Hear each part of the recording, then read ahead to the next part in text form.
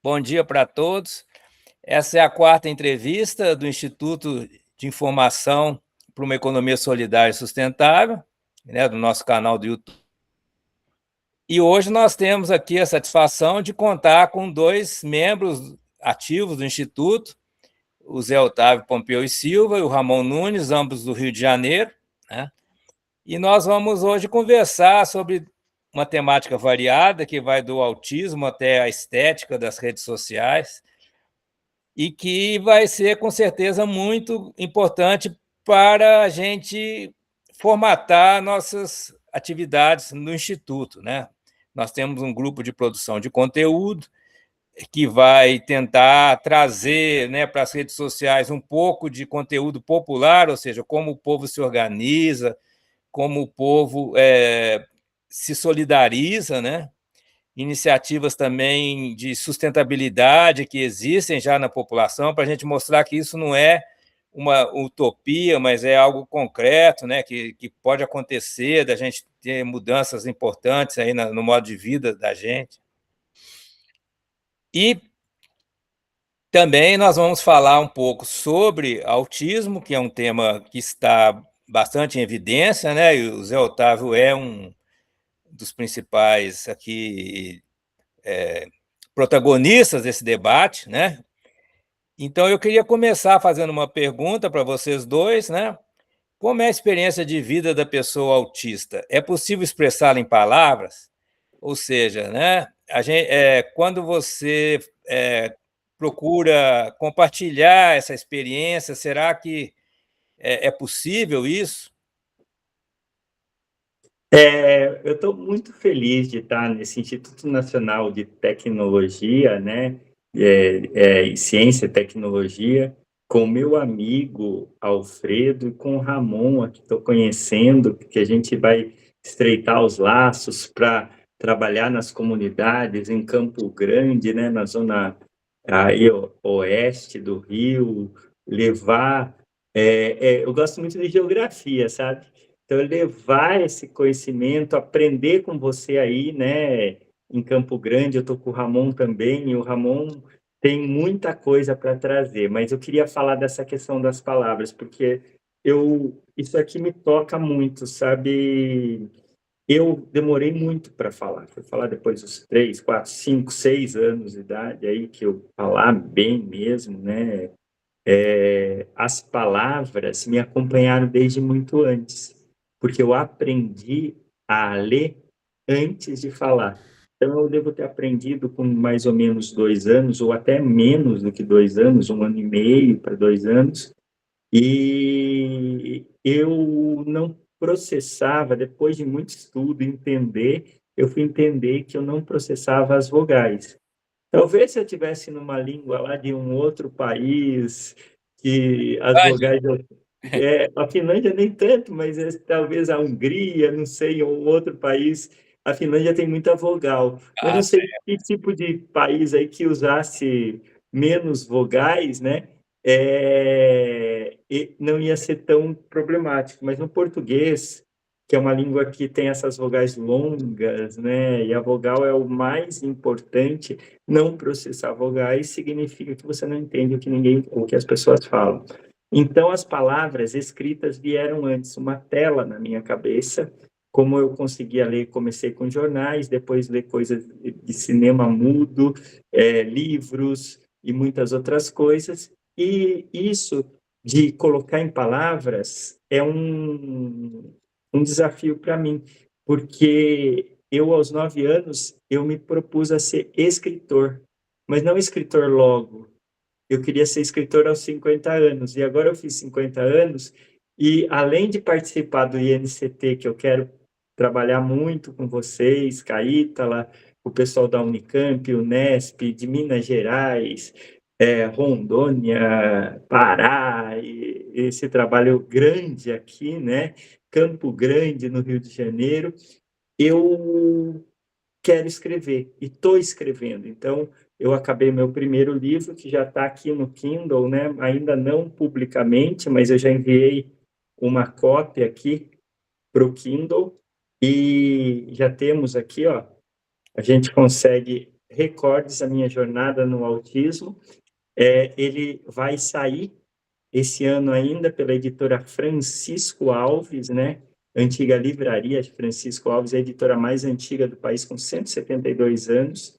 E eu conto a minha história, coloco em palavras o que foi viver com crises, com dificuldades, com problemas sensoriais, o que é chamado de neurodivergência, né? Então, o autismo, sim, dá para colocar, mas tem muitas pessoas que essa parte da comunicação tem uma dificuldade. Então, são autistas chamados assim de nível 2 ou 3 de suporte, que têm um problema nessa comunicação. Então, essas pessoas, a gente também, dentro do nosso INCT, a gente tem que pensar o papel delas, né? E como a gente pode trazer economia solidária para essas pessoas. Ramon? Estão me ouvindo? Então, tá tendo um barulho aqui do lado aqui agora, só um momento. Então, na minha experiência, eu acho que é tanto sobre construir a escada que você mesmo tem que subir, né? Acho que como nunca busquei muito acompanhamento e meio que tentei trilhar meu próprio caminho nesse sentido, né? Eu não tive acompanhamento nesse sentido. Eu acho que, na minha experiência, foi um tanto meio que construir o próprio caminho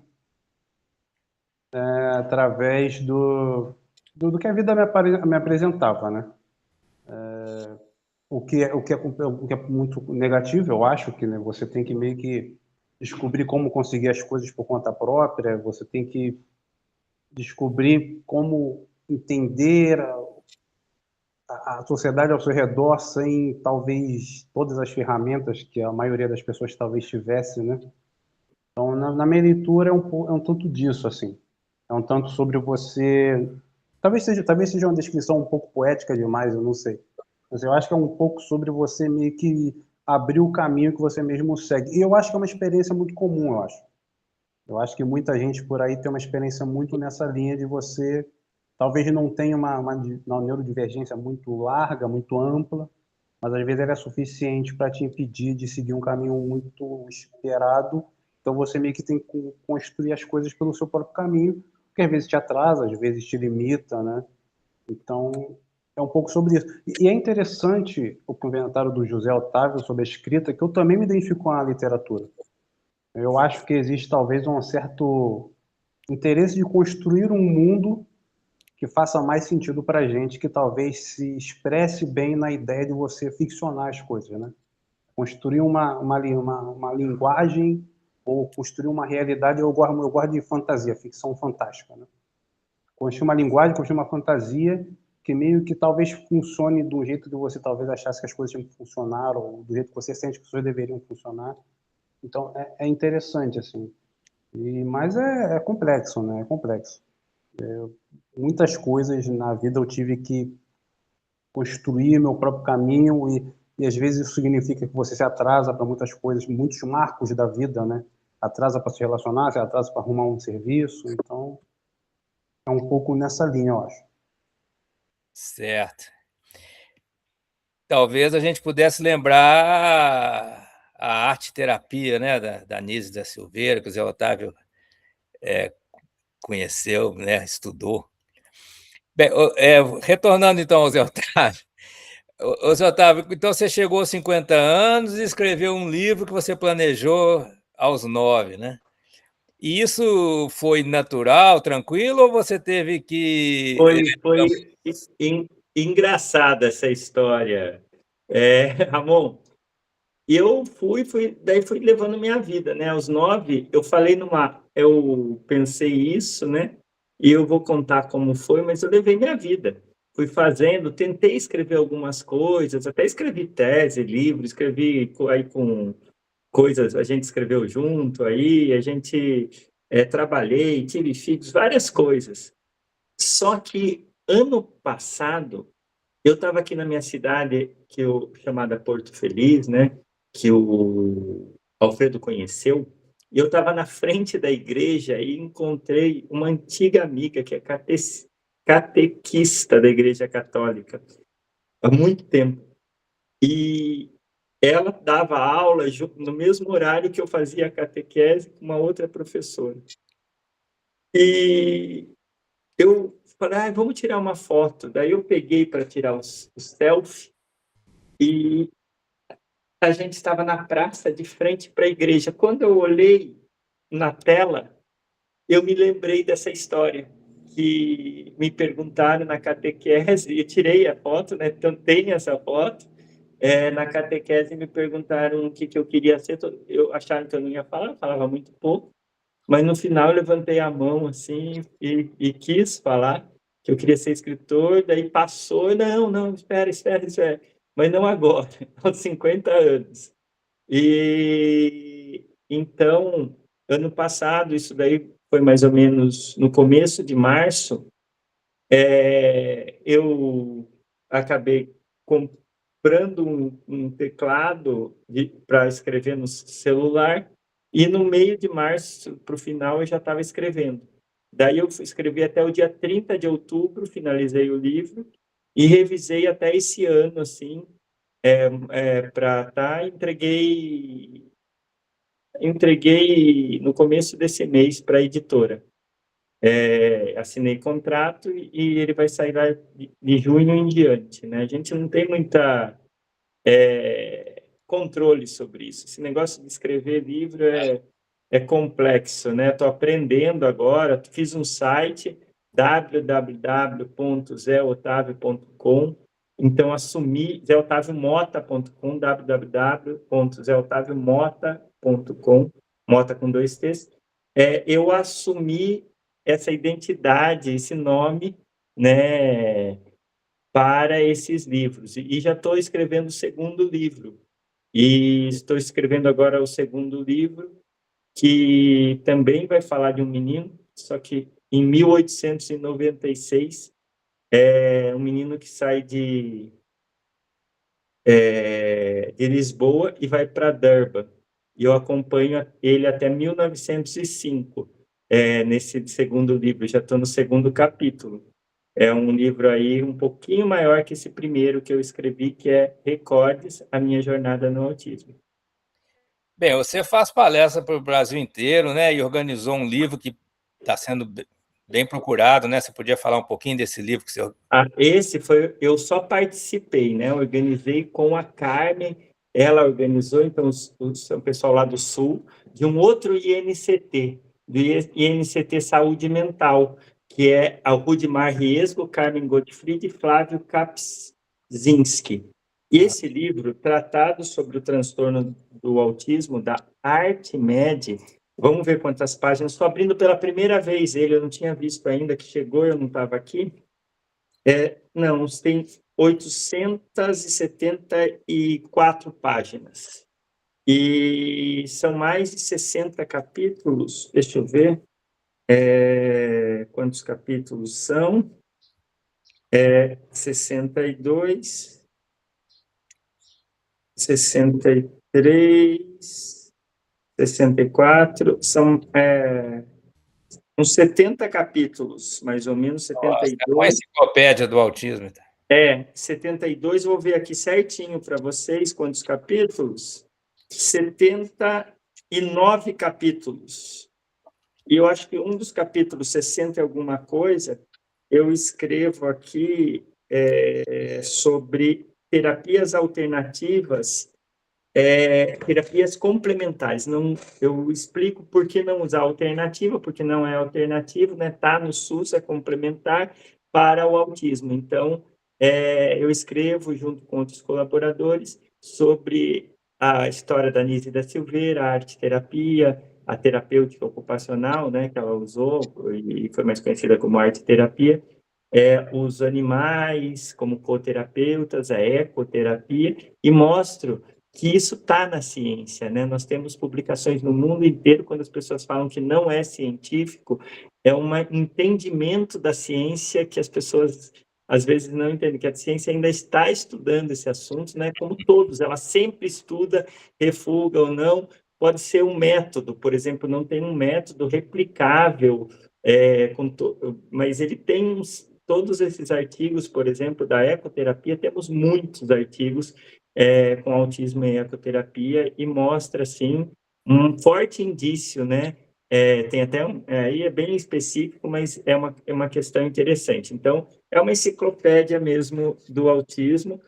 O incrível que a primeira edição desse livro, organizado pela doutora Carmen, né, do tratado sobre o transtorno do espectro autista, e aqui eu vou aproveitar para explicar, essa edição já foi esgotada no dia do lançamento, que é incrível, né? Eu vou explicar uma coisa, aproveitar, porque esse nome, transtorno do espectro autista, esse é o nome que está lá nos manuais médicos, né, no DSM, que também, principalmente no DSM. Então, é um nome que a gente usa de forma técnica, mas eu gosto, de forma afetiva, de falar autismo, né? Eu sou autista, e não eu sou uma pessoa com transtorno do espectro autista, porque é muito longo, né? Mas seria o correto, mais correto para se falar, né? Mas no meu livrinho, eu falo de autismo, né? E é bom a gente diferenciar isso para entender, nenhum nem outro está errado. Certo.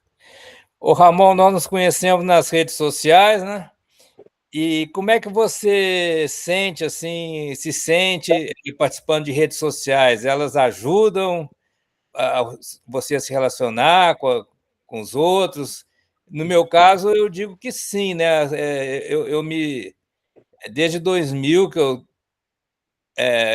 cultivo, né, amizades aí no Facebook, encontrei muitas pessoas que eu tinha já tido conhecimento e que depois, com o tempo, a gente se afastou por questão de mudança, né, de cidade, tá? Mas como é que é a sua experiência com as redes sociais? Eu sou do final dos anos 80, né? Eu sou de 88, então eu peguei o final da minha infância e começo da adolescência foi com o boom das redes sociais, né? Eu comecei a usar redes sociais com uns 15, 16 anos e acho que as redes sociais elas abrem uma oportunidade de diálogo, que você consegue expandir a sua rede de contatos no mundo. Eu acho, especialmente naquela época que existia menos uma lógica mercantilista sobre elas, né? Hoje em Aham. dia, as redes sociais, eu acho que para hoje em dia as redes sociais elas funcionam mais com dinâmicas de engajamento e geração de choque para fazer dinheiro, né? Que eu acho que de certa forma polui um pouco o diálogo público. Eu acho que parte do problema que a gente tem hoje em dia com relação a eleições é um pouco isso, né? O pânico moral hoje ele tem um impacto muito grande no discurso público hoje, político especialmente, né? Mas eu acho que as redes sociais, elas não apenas para a questão de espectro, né? As redes sociais, de um modo geral, elas são uma ferramenta muito boa para o diálogo, né? Porque elas conseguem conectar pessoas muito diferentes, lugares muito diferentes. O Twitter agora, eu não uso mais o Twitter, não é? Mas eu descobri que agora tem uma tradução automática. Então, sei lá, um japonês pode escrever algo que alguém no Brasil vai ler sem dificuldade e entender o que está falando. Existem problemas, né? Claro, porque as corporações controlam as redes sociais. Elas são politicamente interessadas, né? Especialmente agora com o Trump, né? A gente vê que existe um alinhamento dessas corporações com um governo como o de Trump, que apela para o pânico moral, que apela para a desregulamentação social, que não quer ser regulamentados, né? Então, é um discurso que eu acho que é tão velho quanto qualquer tecnologia, né? A tecnologia em si, ela é neutra por si mesma, é uma técnica, mas o uso político da tecnologia, ele é uma questão séria. Hoje em dia, acho mais ainda, Aham. porque a capacidade de você tendo a rede social hoje de direcionar um discurso, ela é muito danosa, eu acho, né? E claro que, sei lá, existem erros políticos do nosso espectro político, né, mais progressista, que são inegáveis, assim, por exemplo, eu não quero entrar muito nisso, mas sei lá, existem motivos para não se gostar do governo Lula, e motivos válidos. Mas, ao mesmo tempo, a gente percebe que existe um pânico moral muito bem construído por pessoas muito racionais que estão se utilizando de preconceito das massas, de histeria religiosa. Então, é complexo, né? A ferramenta é boa, a ferramenta é muito boa para comunicação, mas do jeito que ela funciona é muito complicado, né? Traz muitos dilemas, né? Mas é muito bom, a rede social eu acho muito bom. Como ferramenta eu acho muito bom. Eu diria que ela vai ser usada para manutenção dos privilégios, controle social, né? Ou vai ser usada para uma libertação, né? Está dando voz para as pessoas. Quer dizer, mas são dois usos conflitantes, né? A gente está... Acontece ao mesmo tempo, né? E acontece ao mesmo tempo, mas, Zé Otávio... Eu queria lembrar, né, você que estudou no MIT aí, e... Hoje em dia não está muito... Não é muito mas algo de se orgulhar mais, não, mas... eu sei, mas o que acontece? Lá naquela época que você estava estudando, tinha um professor lá, que eu não vou lembrar o nome, que ele estudava redes sociais. E ele foi o mesmo professor que depois deu lá, teve alunos que foram parar lá no Harvard, onde o Mark Zuckerberg estava e outros. Então, esse conceito. Mas eu queria lembrar uma coisa, a importância para o nosso INCT do conceito de redes sociais. E eu queria trazer, rede social com quem você associa na sua vida. Não, e a gente tem que ver que não importa se seja virtual ou real, né? Que essas conexões. O real é ainda mais forte. Então, é o antigo clube, o antigo, as pessoas que... Aí uma escola, outras coisas. Quem é a sua rede social? Quem são as pessoas que você conhece? E isso a gente percebe mais forte, a importância da rede social de uma forma mais... nas comunidades, onde você, para sobreviver, você tem que fazer o impossível. Eu estou fazendo um trabalho nesse INCT, né, junto ao território de Mangueira, que é um território com mais de 100 mil habitantes, com mais de 20 comunidades, né, e mais conhecido como Morro de Mangueira, mas é todo o entorno, as ruas de baixo em São Cristóvão, é uma complexidade gigantesca em que o poder público não sobe ainda hoje tanto a parte mais alta. Então, é lembrar que Mangueira, lá no Rio de Janeiro, é o lugar berço da escola de samba, né, mais antiga. Ele também tem lugares como a Vila Miséria, cantada por Cartola, que as pessoas passavam fome, onde eu tive uma experiência de ter idosos moradores da Vila Miséria indo para a ONG África, né, que faz um trabalho excelente de oferecer comida, né, além de vários outros trabalhos que eles fazem com educação, comida para quem não tem. Eles têm mais de 100 pessoas cadastradas que estão numa questão que eles não têm muito o que comer, né? Eles têm uma insegurança alimentar. Então, se não tiver aquela comida, eles não têm como comprar. Queria salientar, eu sei que a gente vai falar de jovem, mas começando a falar dos idosos, que os idosos ganham um dinheiro lá, eles têm o seu, ou aposentadoria, ou BPC, o que seja lá, e só que não chega ao final do mês, porque eles têm que pagar um tipo de aluguel lá no morro, eles têm que, não conseguem descer, tem que contratar alguém para pegar alguma coisa, para quando soma tudo, tem dias que falta dinheiro para comida, eles não têm água, não chega água em alguns lugares para fazer a comida também. Então, a gente tem uma situação, eu vi os olhos da fome nesses idosos, assim, né? E se não é a rede social de lá, de jovens lá da Mangueira, junto com pessoas sábias que são cozinheiras, né? Chefes lá de cozinha da Mangueira, como a madrinha, que lá que faz comida para mais de 100 pessoas, 3 vezes por semana, e ela gostaria de ter dinheiro para fazer 7, né? E então, eu acho que é muito importante isso que a gente vai falar. E depois eu queria voltar para a rede social e os jovens, né? Primeiro, eu queria conceituar essa questão de jovem, que é muito importante para o nosso INCT, porque é o nosso público, né? Queria ampliar ela para a gente não pensar nessa questão só biológica dos jovens de 14 anos em diante, né? Eu acho que mais ou menos a gente podia brincar numa conceitualização que pode ampliar, né? Depois, mas que são entre 15 e 30 anos, porque é todo hoje com esse ciclo de vida maior, essa juventude é ampliada, né? Então, eu queria falar que lá na Mangueira, quando eu comecei o trabalho que eu fui convidado para falar com as mães de crianças com autismo, que eu percebi que eu estava tratando de jovens, mães jovens que têm filhos com autismo, e a importância dessas mulheres jovens para aquela comunidade, né? Quando foi feita uma feira de empreendedorismo junto ao Sebrae, que eu fui convidado para ir para lá na Candelária, de 30 convidadas, pessoas que se inscreveram, participaram, montaram seus estantes, 29 eram mulheres e tinham idosas, mas a sua maioria mulheres jovens.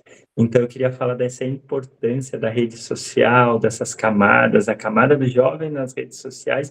Então, pensar na interação entre a rede social real e a rede social na internet, né? E o que pode se fazer e a potência disso, né? Como que a gente pode conectar e aprender junto com esses jovens que tem uma mudança muito grande no mundo que não vai, talvez não tenha o trabalho como e as questões sociais, por exemplo, emprego, previdência e várias outras coisas, está muito mais complicada. Então, a gente vai ter que entrar em temas aqui do INCT para nosso público mesmo que a gente quer trabalhar. Então, eu acho que cada INCT vai ensinar o outro, né, para a gente pensar no modelo plural para o Brasil, que é um país tão grande. Campo Grande é diferente, Vila Kennedy, por exemplo, e Mangueira, se a gente comparar os dois, tem similaridades, mas tem muitas particularidades, né? Na verdade, a gente está fazendo um experimento piloto, né? Porque a gente está formando núcleos em 10 diferentes locais do Brasil, né? Para a gente ter essa diversidade também de experiências, de aprendizagem e, possivelmente, no futuro, replicar isso numa escala maior, né? Porque esses 10 núcleos que nós temos são, assim, amostras, né? Não são, populacionalmente falando, são insuficientes, né, para qualquer mudança. Mas são sementes, né? São sementes. Sementes, Aham. E, Ramon, como é que você vê essa passagem da rede social virtual para a comunidade real, aí, na sua experiência? Como é que você se relaciona com a comunidade em que você vive? E você vê como é possível a gente trazer essa realidade dessa comunidade para as redes sociais, para mostrar, né, colocar o povo nas redes sociais, né, porque o povo está muito ausente, né? O povo que você encontra mesmo na rua, né? Tem um recorte de classe na internet, né? Os rostos que se destacam, né? Eu acho que, focando no meu campo aqui, no meu espaço, eu acho que Campo Grande, com relação ao Rio de Janeiro, ele tem uma dinâmica muito própria.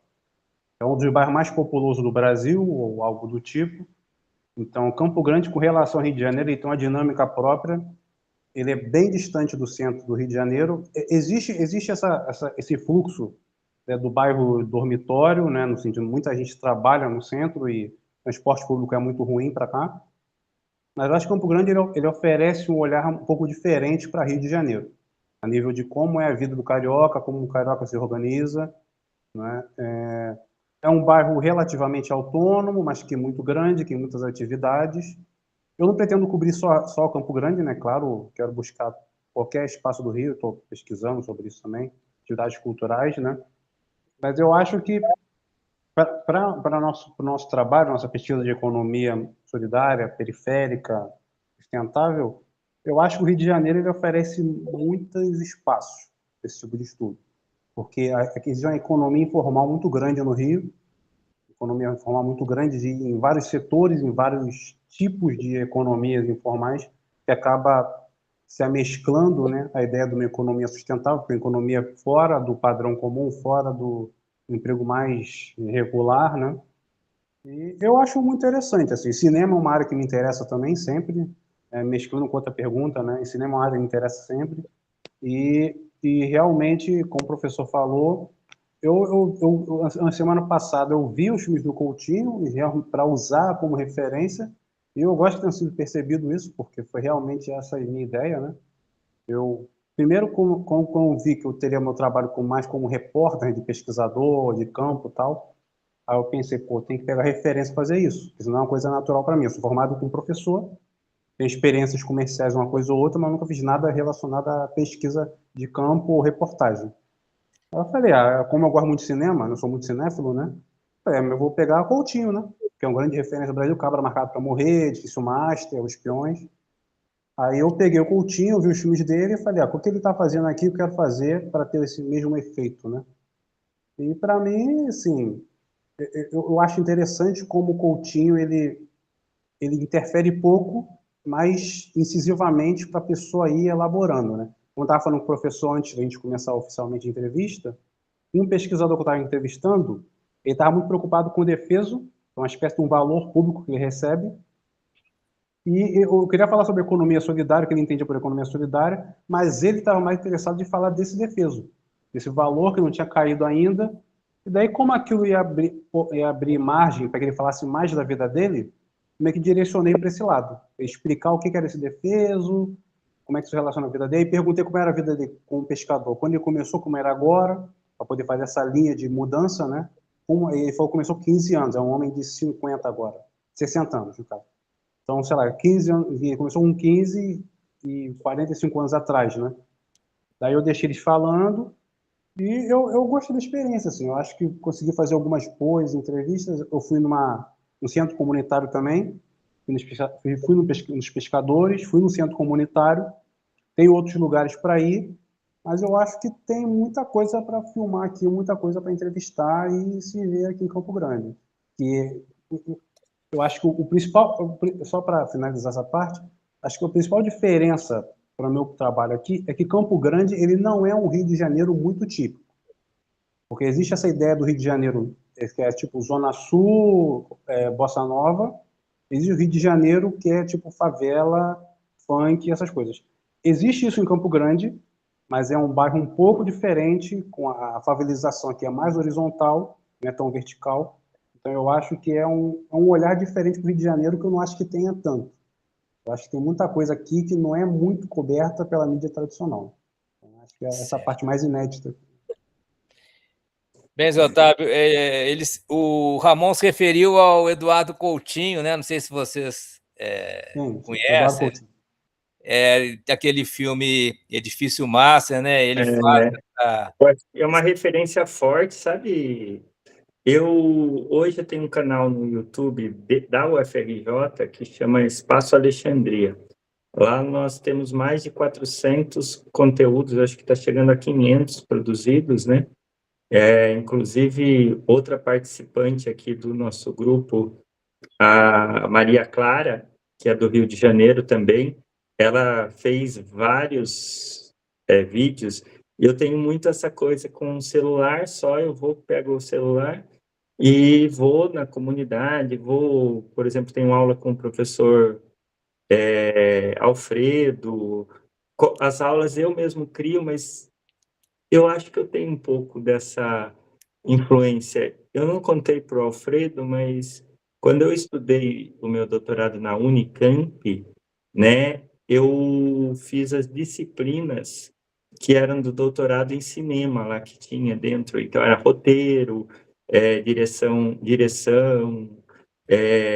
fotografia, umas 4 ou 5 disciplinas, né, ligadas, 4 disciplinas, eu acho que então a maior parte das minhas disciplinas que eu fiz, porque disciplina é aquela coisa, né, você faz meio que por fazer, eu acho que em doutorado, mestrado, sinto informar, né, as pessoas falam que não, mas para quem é muito autodidata, você encontrar uma disciplina. Eu lembro que eu fui tentar fazer uma disciplina lá, até com uma pessoa muito famosa, hoje talvez um dos oradores mais famosos, e eu vi que na disciplina não tinha nada, assim, né?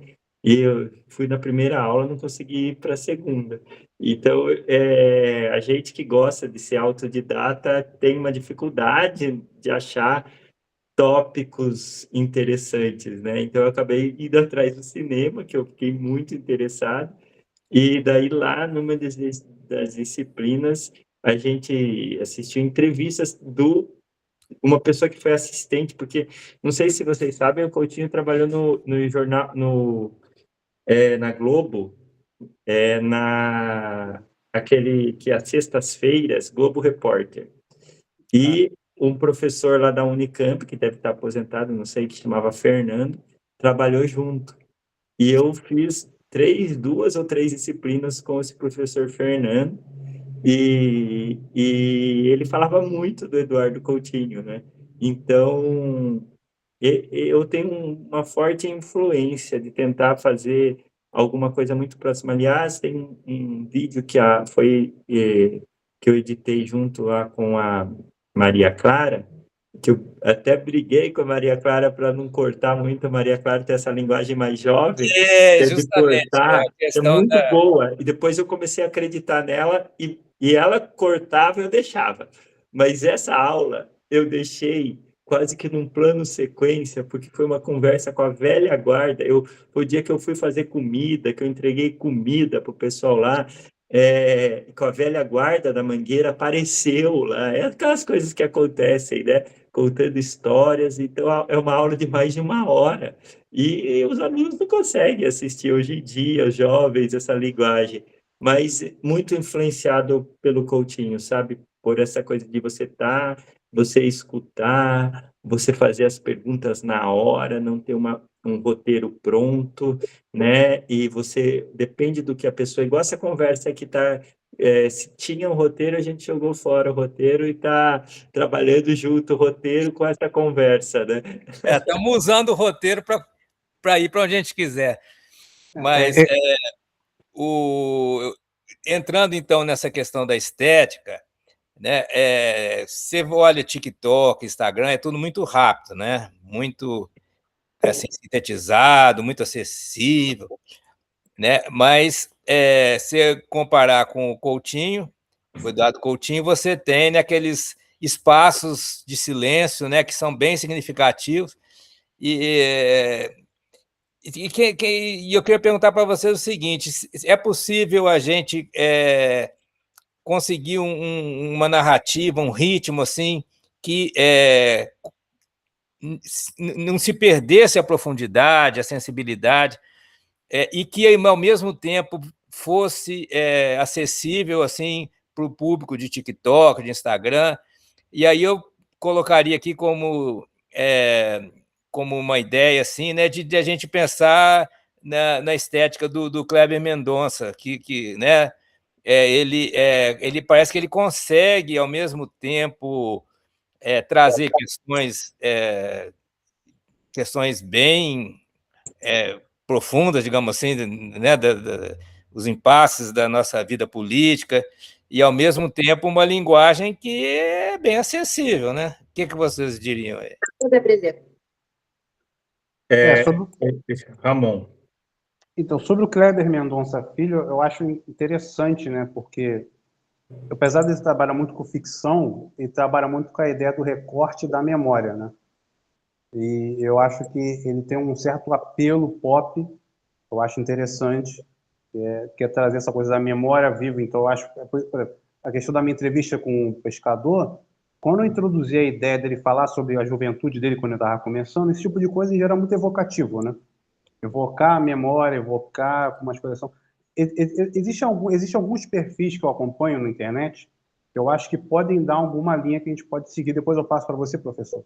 Tem um perfil, por exemplo, uma espécie de repórter, que um repórter historiador, ele pega um fato histórico e faz um comentário. Ele fez sobre um vídeo dele sobre Boate Garage. A Garage é um ponte de rock and roll aqui do Rio de Janeiro, já foi mais forte, hoje em dia não é tanto, Daí ele é um videozinho curto de 1 minuto e pega a garage e fala, ó, essa aqui é a garage, se você nunca viu, é um ponto importante do Rio, marcou, tal banda começou aqui, tal banda começou aqui.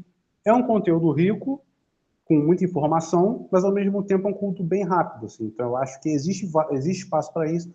Existe espaço hoje em dia também para conteúdos tipo...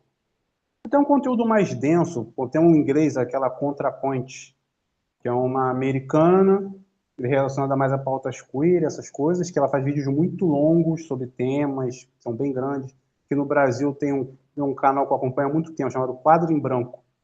É um canal que ele pega uma revista em quadrinhos, algo do tipo, e faz um vídeo de 30 minutos, 40, até mais. Então, assim, eu acho que existe espaço para a internet, para você fazer um conteúdo mais denso, mais longo, existe espaço para fazer um curto, porque existe até pelo contraste, né? Tido um momento que quase tudo é muito rápido, se você consegue fazer um conteúdo muito rico e que consiga chamar atenção, isso se destaca também. Então, eu acho que a gente vive hoje esse paradoxo de existe um conteúdo que é muito instinto puro, tipo esse negócio das frutinhas, tem uma novela de frutinha que algumas pessoas estão vendo hoje em dia.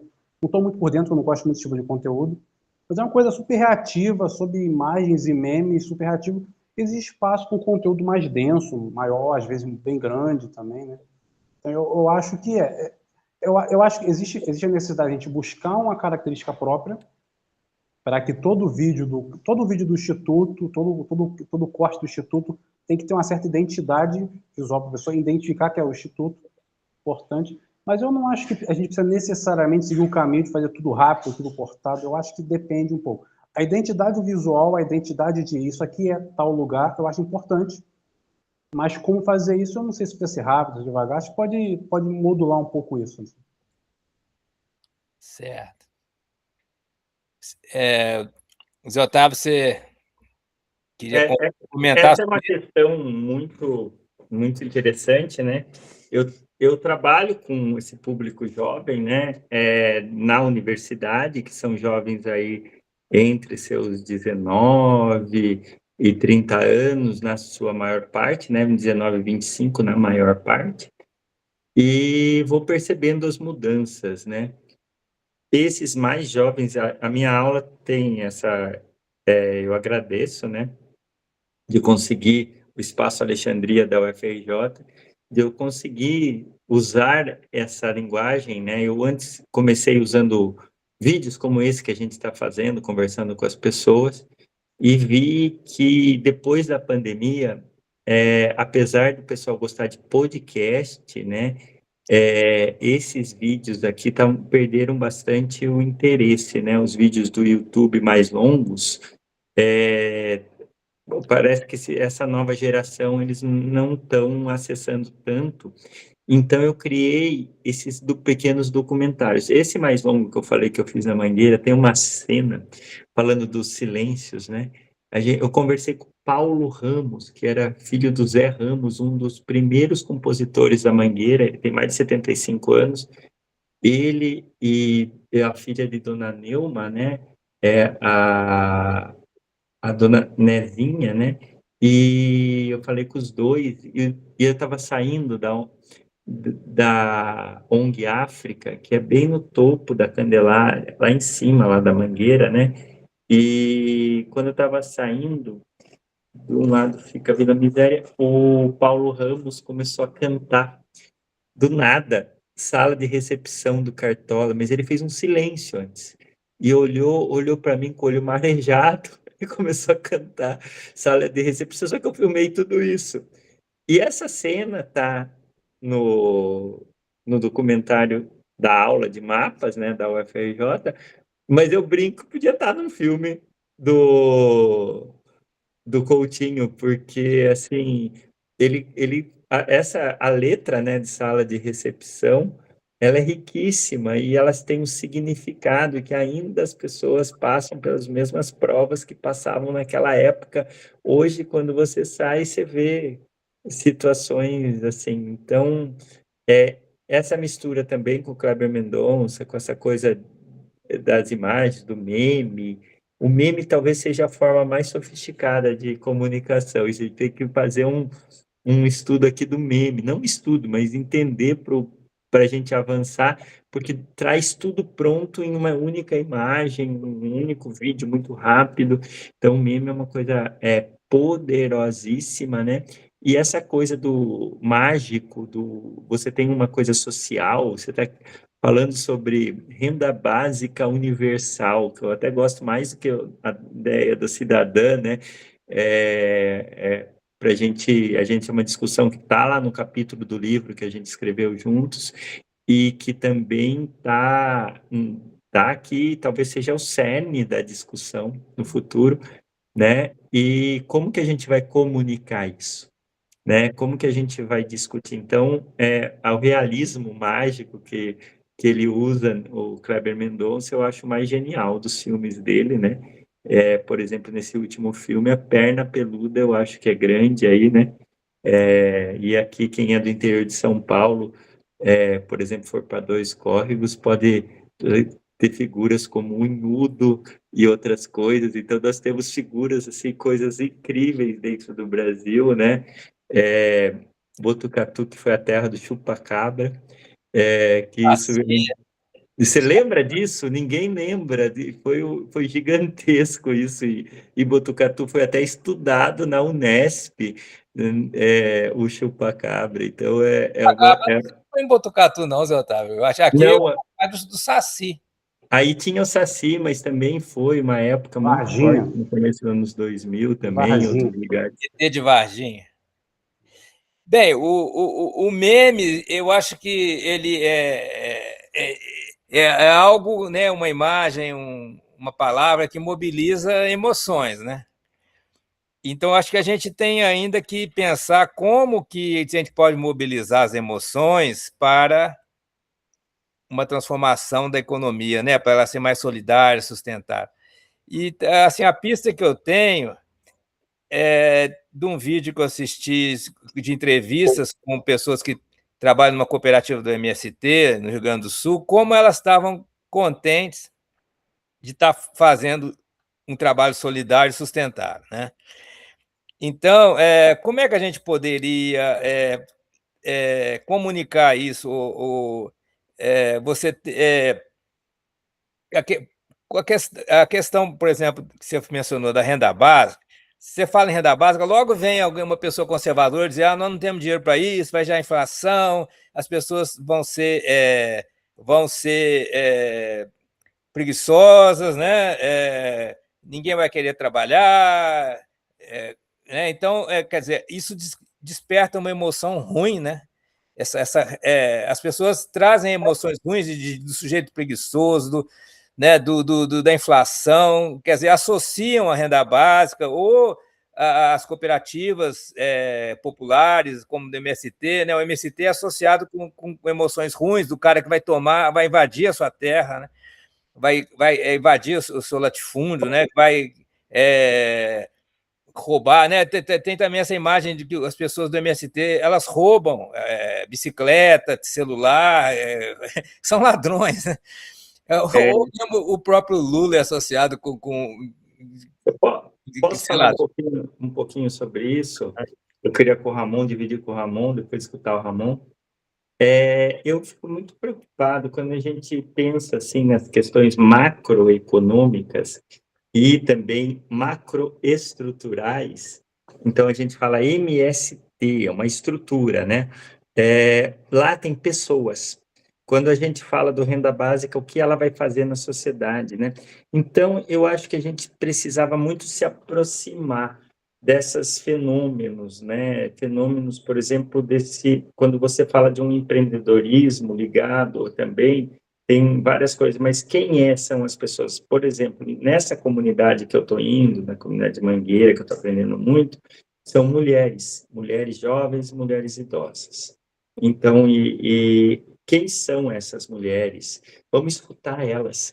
Vamos colocar elas falando aqui no nosso. A gente vai, eu acho que fazer como se fosse bottom-up, de baixo para cima, e não de cima para baixo. Né? De cima para baixo a gente vai estudar, porque estudando a gente vê que se amanhã tivesse um consenso político de Congresso, Constituição, e fosse implementada a partir do dia 1º de maio, Dia do Trabalhador, a renda básica universal no Brasil, que até está na lei, a gente mudaria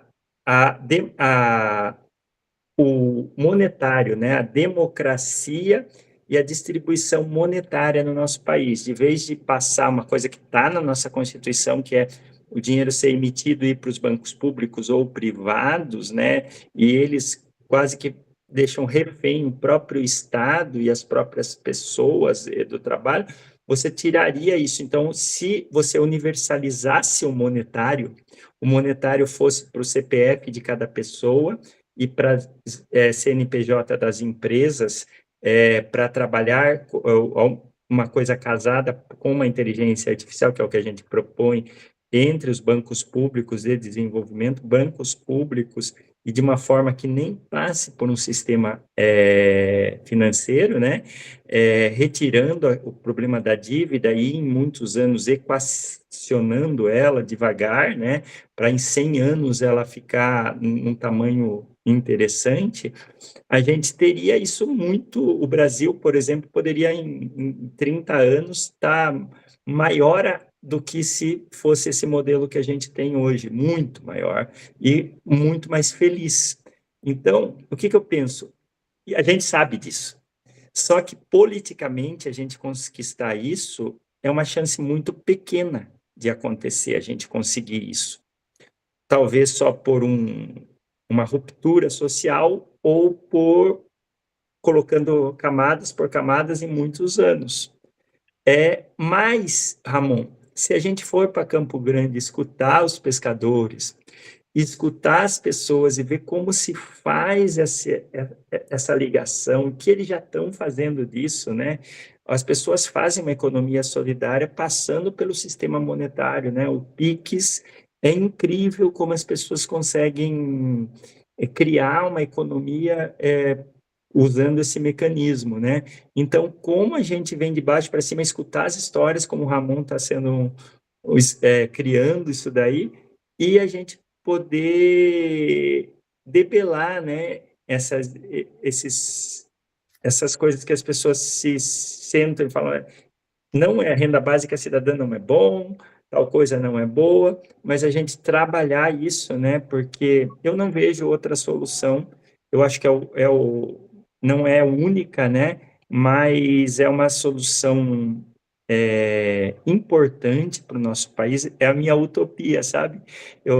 A minha utopia passa por isso. Acho que a questão também é que o reforço negativo é mais fácil, né? Um grande desafio de você propor reformas sociais e mudanças positivas num ambiente como de rede social, né? O reforço negativo é mais fácil. É mais fácil o medo e ideias antigas, ideias conservadoras. Essas coisas funcionam mais para cá. Até onde eu entendo, né? O ser humano ele responde mais facilmente a um estímulo negativo do que positivo, né? É a questão evolutiva, de um falso positivo, né? Se um homem das cavernas ele acha que viu uma ameaça, mas ele ignora, o risco dele simplesmente ser aniquilado. Mas se ele reforça esse sentimento de suspeita, talvez ele saia vivo, né? Então, eu acho que do ponto de vista de mudanças sociais, a gente tem que buscar esse reforço positivo, buscar não ser visto apenas como uma galera problemática que vê problema em tudo, quer criticar tudo, problematizar tudo, com a imagem muito comum na internet, né? A ideia do cara progressista que quer problematizar tudo, né? Um cara que só quer causar problema ou irritar um tio reaça hipotético, não. A gente tem que buscar um reforço positivo, ideias positivas, ideias de mudança de esperança, de ações coletivas sociais, mas existe essa barreira que é realmente muito complexa, né? Que você, em vez de você estar negando coisas ou afirmando alguma ideia antiga, você está afirmando uma ideia nova e propondo coisas novas, né? Então, eu não sei se existe uma fórmula específica para isso. Eu acho que é o trabalho e mostrar o rosto das pessoas, mostrar pessoas realmente fazendo uma coisa diferente, né? Por exemplo, esse pescador, voltando a esse pescador, eu não precisei falar para ele que o problema eram as grandes corporações. Ele falou para mim. Ele falou, não, quando eu comecei era melhor porque não tinha tantas empresas limitando o que a gente pode pescar. Então, ele, por conta própria, já consegue perceber um certo problema dessas grandes corporações com um domínio muito grande da economia, da sociedade, né? E eu acho que é isso, a gente tem que mostrar as pessoas, ouvir as pessoas, aprender o que a gente ouve, levar, de certa forma, algum conhecimento também, quando for apropriado, né? Não chegar, eu sou o dono da verdade, está aqui a verdade que você tem que aceitar. Não, mas eu acho que é constância, repetição. E voltando para finalizar o negócio da internet, da inteligência artificial, eu acho que a inteligência artificial entra na questão da tecnologia que eu falei antes. A inteligência artificial hoje, ela pertence a grandes corporações com uma visão política bastante complexa, né?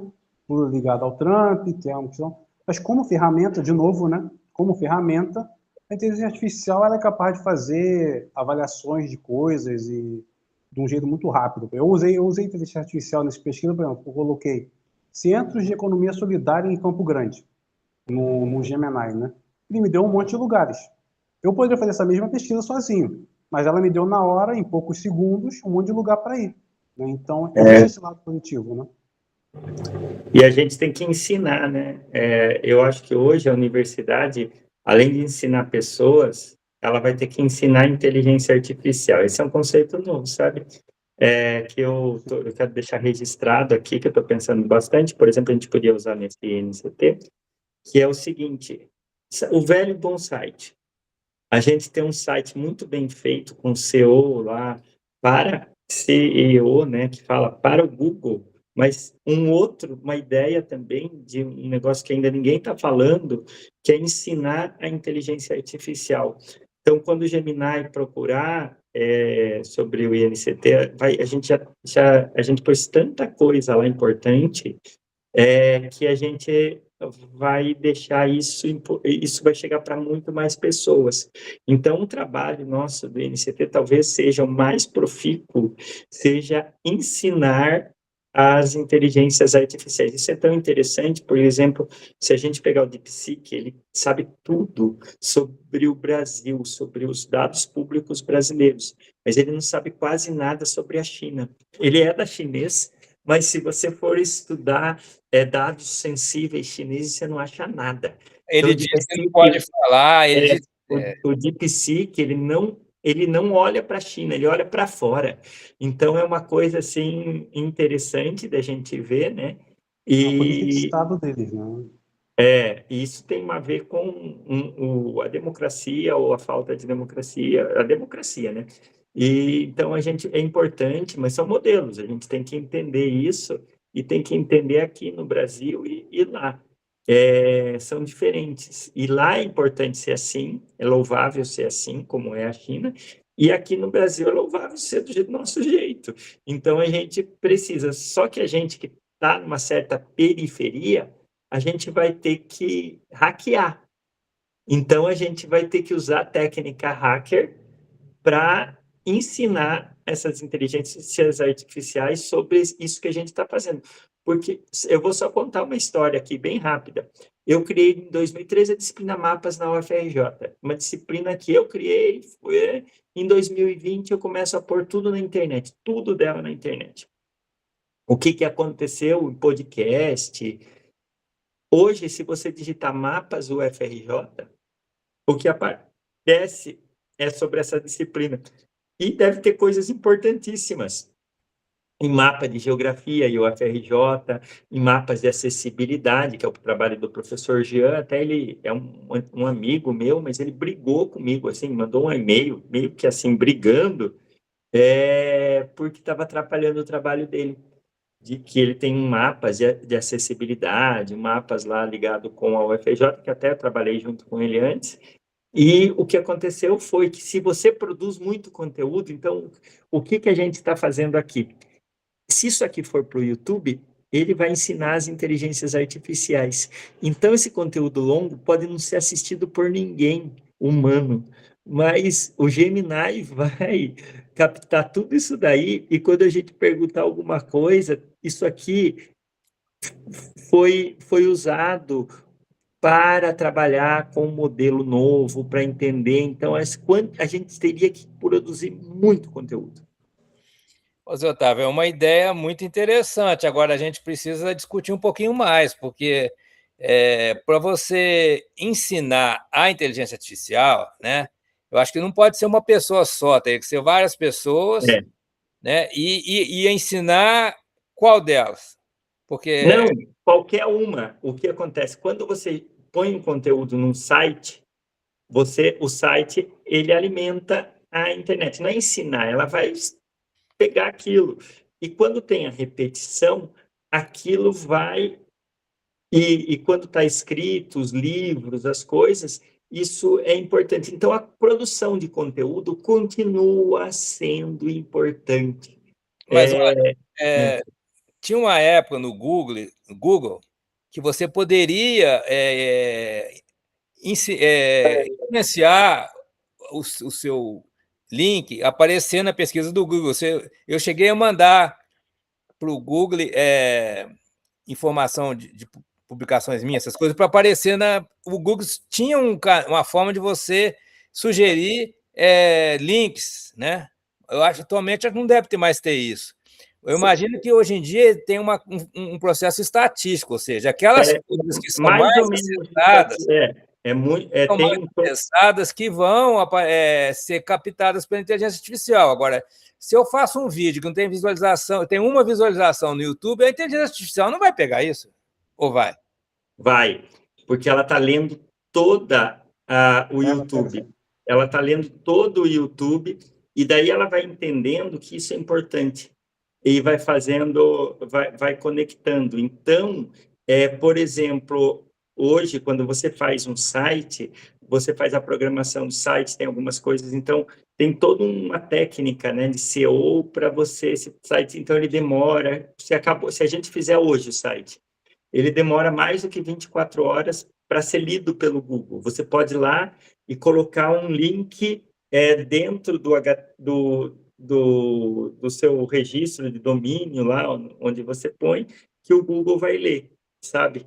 Mais rápido. Então, tem muita coisa. Isso é para o Google. Mas o que eu estou falando é que a inteligência artificial faz a mesma coisa. Ela consome tudo que tem na internet. E o que acontece? A gente criando conteúdo, a gente está se posicionando também. Então, é interessante que a gente sempre achou que a gente tem que trabalhar só com os humanos, mas a gente acaba trabalhando. Então, o professor que produziu muito, o professor ele tem muita coisa. E ele até se surpreende quando a gente fez a pesquisa no DeepSeek sobre o livro, sobre conteúdos do livro, aquilo apareceu melhor do que a gente escreveu, correto?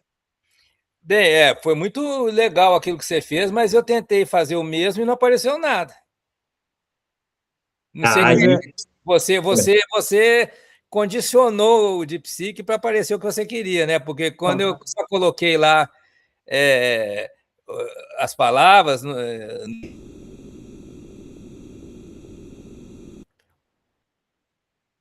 Então, estão ouvindo? Sim. Existe uma questão com relação a essa pesquisa da GNA, que é um processo, eu não entendo muito de programação, mas até onde eu entendo é estocástico, né? Então, assim, a partir do momento que você produz volume, e esse volume ele é, de certa forma, referenciado, a tendência é que se destaque mais, né? Então, especialmente que a gente tem um termo que não é tão usado, que é economia solidária, especialmente se a gente começar a sempre usar um termo-chave, tipo economia solidária sustentável. Se essas três palavras sempre forem usadas juntas, nas nossas publicações, no Instagram, no TikTok, isso tende a se tornar uma chave de pesquisa específica. Então, assim, mas você tem que colocar uma linguagem, uma chave de linguagem específica para que eu sempre envolvir. Então, assim, se tudo que a gente publicar tiver economia solidária sustentável, a gente gera volume, esse volume é classificado estocástica, né? Estocástica simples.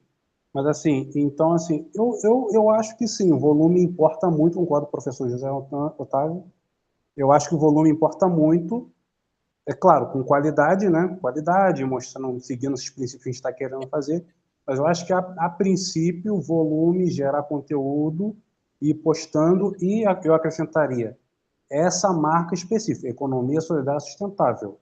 repetir essas três palavras para gerar uma chave, para gerar uma coincidência, né? Para sempre que a máquina, sempre que você botar economia solidária, o Google já vai sugerir o sustentável. Já vai entender que talvez essa parte dessa chave, né? Então, uma marca, então assim, eu acredito que produção de conteúdo e produção de conteúdo com certas palavras iguais, com certos nomes iguais, repetição de termos. Eu acho interessante. Perfeito. Fica aí a sugestão para a gente levar em conta, né, no nosso grupo de produção de conteúdo, para o nosso site, também a gente trabalhar dessa maneira. Bem, gente, então, gostaria de encaminhar para uma conclusão aqui, né, para um desfecho, né, que vocês fizessem assim, né, uma síntese do que, como vocês entendem que a economia solidária sustentável, né, ela pode contribuir para uma melhor saúde mental, né, das pessoas em geral, né, como as pessoas podem se sentir realizadas, né, ao invés de estar trabalhando pelo lucro, né, de um modo competitivo, né, elas mudarem o seu modo de trabalhar, o seu modo de viver e terem uma, né, outra mentalidade nos seus relacionamentos sociais, né? Eu acredito que isso é possível, sim, mas assim, mas será que realmente a gente tem condições quer dizer, as pessoas vão sentir realmente uma diferença, né, se elas mudarem para a economia solidária e sustentável como opção de vida? Queria falar aqui, dentro do nosso INCT, né, sobre quando a gente fala economia solidária, né, sustentável, nós estamos falando de pessoas. Nós estamos falando de pessoas que têm sentimentos, que têm afetos, que têm uma rede social. E se a gente entender a importância dessa relação com a microeconomia, né, como que isso pode mudar essas pequenas coisas, eu acho que já será grande. Então, uma das capacidades do ser humano mais importante é de contar histórias, né? Eu acho que isso transformou a humanidade lá atrás. Se a gente puder ouvir essas histórias e através de relatos reais a gente conseguir fazer essa tessitura ligando com a microeconomia e com a macroeconomia, né, onde vai vir a renda básica universal, que na nossa estudo, né, é muito importante, eu acho que já vale a pena. Então, eu quero propor aqui, né, deixar registrado com uma ata, a gente escutar pessoas, as lideranças e as histórias, as pequenas histórias, né? Como liderança, eu indico aqui que a gente tem uma conversa com a Ângele, que é uma liderança lá da Mangueira, presidente, ela juntou 21 associações diferentes de moradores em uma única, e ela está como que fosse uma prefeita daquela região. Então, eu acho que é muito importante a gente Vamos conversar marcar. com ela. Vamos marcar. E, e também indico uma outra pessoa que é de Porto Feliz, que é a Michele, a Michele, que é uma assistente social aqui, que está fazendo doutorado. Eu achei muito incrível. Conversei com ela ontem e ela está fazendo doutorado em assistência social, né? Com uma especialista da PUC em renda básica cidadã, da rede mundial, de tudo isso, e ela está estudando a juventude, o jovem, né? Ela que faz essa conceitualização da 15 a 30, dos corpos, e ela tem um trabalho, ela teve agora em Portugal e voltou, mas tem eu gostei muito do que ela fala, eu até usei hoje algumas coisas, que a tese dela fala sobre essa juventude, o problema delas estarem hoje, um jovem para se aposentar, um jovem que tem 15 anos, hoje, para pensar em se aposentar, proteção social, emprego formal, cara, é muito complicado. Então, é uma das coisas da IA que está diminuindo, né, os empregos formais em muitas áreas. Então, a gente vai ter que discutir, eu acho que ela é uma excelente. Então, indico essas duas mulheres, né, porque eu vejo que a gente precisa ouvir muitas mulheres. Sem dúvida, eu andei pesquisando sobre empreendedorismo social e no mundo inteiro está havendo esse reconhecimento que as mulheres são realmente as principais empreendedoras sociais, né? Os homens são empreendedores convencionais, né? Que brigam uns com os outros e só estão preocupados com o lucro, né? E as mulheres pensando de uma forma mais social. Sem, é claro, querer absolutizar isso, né? Porque tem uma grande diversidade de homens e de mulheres, né? Mas existe realmente essa relação do empreendedorismo social com a mulher na sociedade, né? Ramon, então, suas últimas palavras dessa entrevista. Então, eu acho que, indo para outra direção, né, assim, eu acho que uma das importâncias desse estudo é que a economia capitalista está entrando em colapso, né? Eu acho que tem um lado muito simples desse tudo, que a economia que a gente vive hoje, ela é bastante insustentável. A gente está vendo a volta de formas de políticas que alguns, na galera mais liberal, gostavam de dizer que estavam superadas, o fim da história, o estabelecimento da democracia liberal. E de um tempo para cá a gente vê que isso não é exatamente verdadeiro, né? A gente está vendo guerras por recursos, a gente está vendo reocupação de lugares. Eu acho que o trabalho de estudar economia solidária é um trabalho de estudar como o ser humano pode continuar vivendo na Terra. Assim. Eu realmente não acho que isso seja exagero, não. Eu acho que é a situação real mesmo. E o que a gente puder fazer nesse sentido de estudar esse assunto, propor soluções, e mesmo na nossa pequena escala, eu já acho que é útil. Né? Acho que é isso. Perfeito. Então, muito obrigado. Vamos encerrar com essas belas palavras do Ramon e do Zé Otávio, que eu assino embaixo. Tá bom, gente?